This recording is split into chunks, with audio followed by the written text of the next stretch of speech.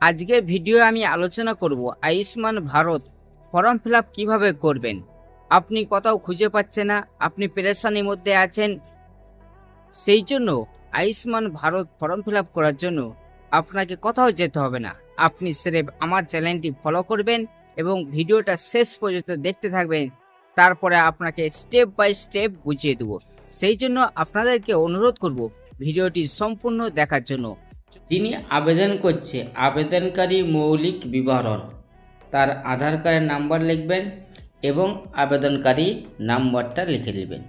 তারপরে আবেদনকারী রেশন কার্ডের নাম্বার এবং রেশন কার্ডে কী ক্যাটাগরি আছে বিভাগ, কারো যদি AAY হয় তাহলে আপনি এটাতে টিক চিহ্ন মারবেন। SPHH, PHH, RKSY1, RKSY2, আর যদি জেনারেল হয় জেনারেল, যেইটা হবে আপনার সেই বক্সে টিক মারবেন। তারপরে আবেদনকারীর সঙ্গে আধার কার্ডের মোবাইল নম্বর যুক্ত নম্বরটি লিখে দিবেন।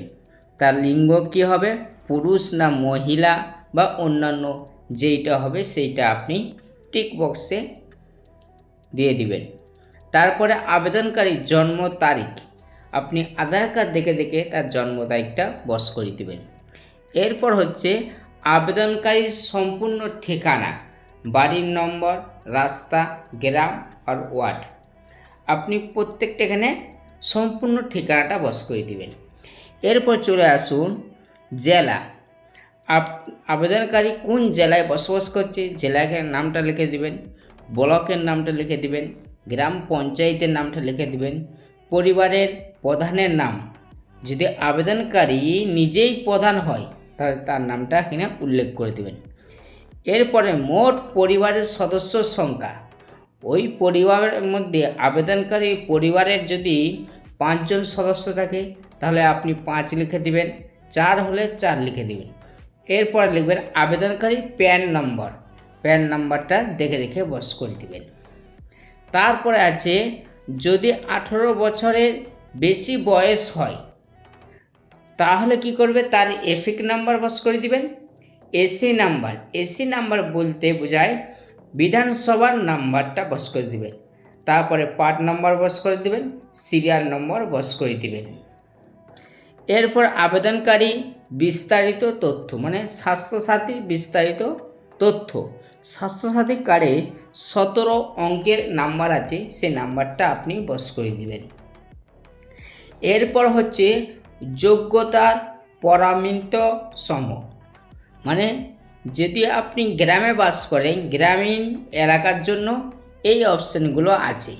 এই অপশান বলতে যে কাঁচা দেওয়াল এবং কাঁচা ছাদ সহ মাত্র একটি ঘর যদি হয় তাহলে আপনি হ্যাঁ করবেন, না হলে না করে দেবেন। তারপর হচ্ছে 16 থেকে 59 বছর বয়সের মধ্যে কোনো প্রাপ্তবয়স্ক সদস্য নেই, যদি থাকে তাহলে আপনি হ্যাঁ করবেন, না হলে না করে দিবেন। এরপর হচ্ছে 16 থেকে 59 বছর বয়সে কোনো প্রাপ্তবয়স্ক পুরুষ নারী প্রধান পরিবার সমূহ, তার জন্যে হ্যাঁ করবেন, না হলে না করে দেবেন। যদি পরিবারে কোনো ফ্যামিলির মধ্যে প্রতিবন্ধী বা সত্য প্রতিবন্ধী থাকে তাহলে আপনি হ্যাঁ করবেন, না হলে না করে দেবেন। এসসি বা এসসি পরিবার সমূহ যদি থাকেন তাহলে হ্যাঁ করবেন, না হলে না করে দেবেন। ভূমিহীন পরিবার সমূহ যাদের আয়ের প্রধান অংশ আসে দৈনিক মজুরি ভিত্তিক শারীরিক শ্রম থেকে হলে হ্যাঁ করবেন, আর না করবেন। এই ঘরগুলো আপনি প্রত্যেকটা ফিল আপ করে নেবেন। তারপরে চলে আসুন, এরপরে আপনার হচ্ছে আর কোনো কাজ নেই।